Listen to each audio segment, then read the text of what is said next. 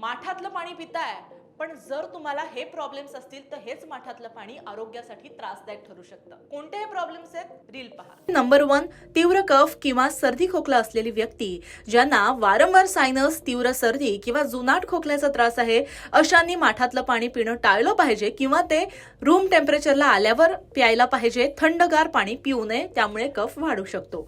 दम्याच्या रुग्णांना थंड गोष्टींमुळे श्वास घेण्यास त्रास होऊ शकतो. जरी माठातील पाणी फ्रीज इतकं थंड नसेल तरी संवेदनशील अर्थातच सेन्सिटिव्ह लोकांसाठी त्याचा थंडावा देखील त्रासाचा ठरू शकतो. नंबर 3, आयुर्वेदानुसार जास्त थंड पाणी सांधेदुखी वाढवू शकतं. जर कोणाला सांधेदुखीचा तीव्र त्रास होत असेल तर त्यांनी माठातलं खूप थंड पाणी पिण्याऐवजी माठातलं साधं अगदी रूम टेम्परेचरला असलेलं पाणी प्यायला पाहिजे. नंबर 4, जर माठ नियमितपणे स्वच्छ केला जात नसेल तर त्यात बॅक्टेरिया किंवा बुरशी वाढण्याची शक्यता असते.